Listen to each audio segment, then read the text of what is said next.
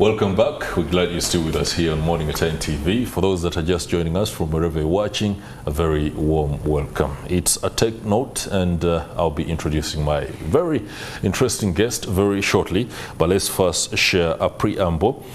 Elevating your approach to the job market in 2024. That's a statement that should be able to raise anyone's dopamine. Elevating your approach to the job market in 2024. You want to win, no doubt. You want the promotion, you want a better job, you want more pay. So you've got to pay attention. Dive into the dynamic and fast-paced world of marketing, where key to standing out lies in mastering crucial skills, embracing a growth mindset in your job search. The question is, are you curious about what a growth mindset means, and how can it be a secret weapon in navigating the job landscape this particular year? These questions are bold, and we do have a very bold transformation and business operations coach, certified for that matter, to help us understand how we can navigate the job landscape. Lynda Nabayiinda is here with us. A warm welcome to the program. Thank you. How are we doing? Great. How are you doing? Interesting there. I had to punch the word elevating your approach to the job market in 2024. So many people out there are grappling with questions. How do I do better? How do I be better? And how do I get better in terms of perhaps a better paid job, but most importantly, to be the best person that you can be? We shall be delving into your career and how it has shaped and supercharged your own abilities. But first and foremost, just give us a brief introduction about you and why being a transformation and business operations coach is worth it. Okay. I am Lynda Nabayiinda, currently a certified transformational coach from Coach Masters Academy in Singapore, and a business operations coach from Ankolo Consulting. I've had 20 years career experience, 15 of those years in a leadership position, 10 of those years in senior leadership position. And I want to share my experience and lift other people up as well. When you go up, you put your hand out and bring other people with you. Okay. When I hear the word supercharging your career, I'm inclined to think like a Subaru driver. Is it the same mindset? Can you simply go, in the words of our finance minister, shoo? Yes, you can. But other than just going, make your career exciting as well. Most people think of only growth, the promotion, the pay rise, and senior leadership. But there's also the happiness at work in your career. You may get to the top and you're not happy, you don't have the satisfaction, you don't have the fulfillment. So supercharge, make it exciting on your way up. It's not simply being at the top and what you're doing for other people as well. That's supercharging your career. So how do I go about supercharging my career? First of all, you need to know what career do you want to be in. Many a time, by default, the first job you get where they say come and work, you embrace that as your career. But it's taking time to understand, is this where I want to be? Does it give me purpose and fulfillment beyond the paycheck? At a certain age, it goes beyond paycheck. Is this really what I want to do? We've seen people transit from engineering to baking, from medicine to media, I have a friend who left medicine and is running a kindergarten. So finding the fulfillment and purpose. From engineering to being a florist. Exactly. Wow. So first of all, know, what do I want to be? Maybe by 25, maybe by 20. Is this where I want to be? Once you've understood where you want to be, and now you're there, be the best you can be. Be present. Be dependable. It's not saying when I get the salary increment, when I get to be a leader, then I'll step up. So step up right now where you are. That's when you get noticed by the people in other sections, in other sectors. And definitely finding a mentor or a coach to help you along the way. It's hard to do it alone. It's tougher doing it alone. But having someone who has walked that journey, or someone who can help you explore your options, what's available out there, someone who can act as a sounding board when things get stuck, that helps a lot in getting you supercharged. And above all, personal development, growing yourself in the field where you want to be. Okay, that's interesting. Career trajectories for the average Ugandan employee tend to be a bit clustered with so many things. It's a case of where is the next best opportunity? How do I shift from what I'm doing? It's rarely about purpose, as in this is what I want to achieve, or this is me wanting to create either a legacy or something like that.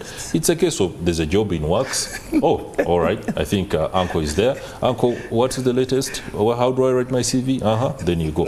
Before 2 years down the road, somebody tells you, in agriculture, there's some, So it's a bit clustered. Oh, yeah. And that is down to the available options. And people are working within a very narrow space. Yes. And navigating that particular trajectory is a bit hard for the average Ugandan. Are you speaking to these kind of clients? Yes, I am. And myself included, my story. Previously, I was a microbiologist. I'm a trained microbiologist. Wow. That transited into a customer experience and operations person through the banking and telecom sector. But what I've found helpful in individuals finding their purpose, where they want to be, is taking moments to reflect. A quiet moment to reflect. Many a time we are rushing the rat race. There's no time to sit down and say, this is really what I want to do. This makes me happy.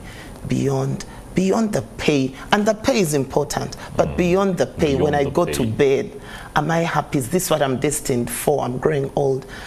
Recently, when I hiked Mount Renzori, it gave me 7 days of peace, of doing nothing, away from social media, and just putting things into perspective, because it's a risky adventure. It puts things in perspective. Is this what I want out of life? If the world ended now, would I have achieved what I wanted to achieve? Wait a minute. You've said if the world ended now. Now. For me, as an individual, not like the whole world apocalypse I know. Kind of thing. Would I have achieved what I was brought on earth to achieve? Would I have left a legacy? What do I want people to say? Who have I impacted? Have I lived my life to the full? So 7 days of hiking, close to 10 hours each day in solitude, it opens up one's mind. And there are many other activities someone can do to bring about that kind of emotion and space.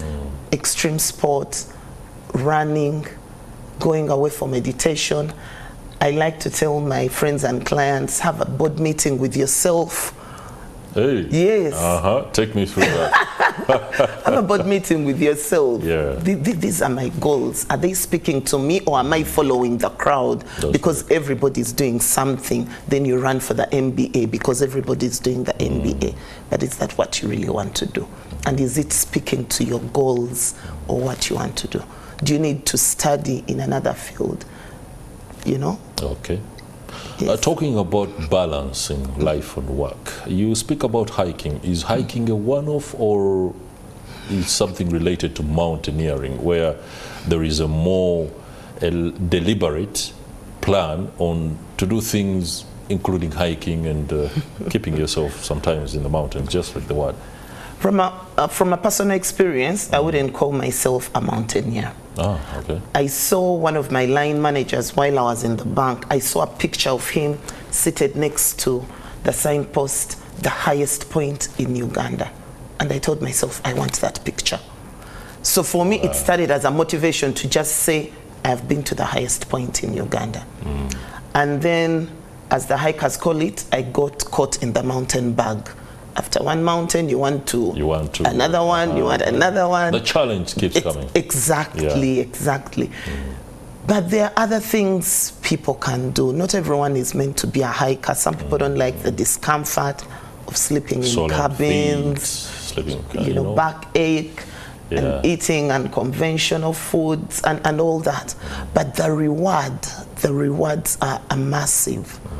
What you learn when you hike in extreme temperatures and all the weight of the gear that you're wearing, they relate in life, in your career. To handle some of the challenges. Exactly, persevering in adverse conditions. When we hiked, it rained from day 1 to day 7. You walk the entire day in rain. We didn't prepare for that. We thought it would rain 1 hour, you continue. That's right. Full day, 6 a.m. to 7 p.m., you're hiking in the rain. Now in a workplace, there could be conditions that are adverse, and you can't keep quitting. You've got to persevere and get to the top. Getting to the top doesn't mean being the CEO. Getting to the top where you want to be. The top of your endeavors. Exactly. Getting to your targets, doing what you're supposed to do and beyond, and getting your company to the heights of success that it's meant to get to. Now, in Africa and Uganda in particular, we've had or come across a sentiment including the fact that attitudes apparently are not the best and not suited for some particular tasks and jobs. And people keep talking about this attitude thing. In your work, as you transform people's careers and personal lives, how do you advise on attitude? Because it seems to be a big and really huge deal. How do you advise on that? Many a time I tell my clients, attitude is a choice. You can choose to do good. You can choose to be better. You can choose to learn and accept that you don't know everything. That's right. And that learning never stops. And you choose to say, be happy. Truthfully, there is no workplace that has it all rosy. There will always be something that doesn't align well with you. And unless it's going against your set values as an individual, your attitude say, I will make this work regardless. I will do it. So that's what I tell people, believing in yourself, and also just associating with people with the right attitude. It rubs off positively on you. If you associate with people with a negative attitude, just like a rotten tomato in a basket of other tomatoes, it will end up making the other tomatoes rotten. So attitude involves the people around you, and it is a choice. Are you born with a bad attitude? I don't think so. You acquire a bad attitude because of the environment where you are. Do some workplaces or environments encourage not directly a bad attitude? Yes, they do. But knowing that I am in a space and I need to change my attitude for the better, think of the positive, think of the end goal, that definitely helps. So yes, we do talk to people. I do talk to people about that. Find things that bring back that positive vibe in your life. Is it hiking? Is it reading? Is it taking a course? Is it finding friends that are going places? I'm in a group called Toastmasters International. It's a safe place for people who want to improve their public speaking. But then you find their attitudes to life are, I need to be better. I know I'm weak at this. I need to get better. As opposed to being in a space where everyone is saying, I know it all, but they're not choosing me. I know it also. Negative attitude, positive attitude, knowing where you want to go. All right. I know we've hinted on this particular question that I want to ask again, but the reason I'm doing so is that the boundaries are usually not very clear, personal and professional life. Many people wake up on a daily, and there is an adage now that says that people's workplaces are their new sitting rooms. People are spending a lot more time at work than they do at home, to the extent that they relate sometimes better with their colleagues than they relate with the people at home, so to speak. It's of course a sample space issue. It's not something that is general. How do you navigate this particular dilemma when you find yourself in it? First of all, as an individual, I really do set goals. And those goals mean I have put something that I need to do for family. There's something I need to do for work. Yeah. Once your goals are not aligned to your purpose, you'll find that they are skewed towards work a lot, and minimally towards family or whatever else is important.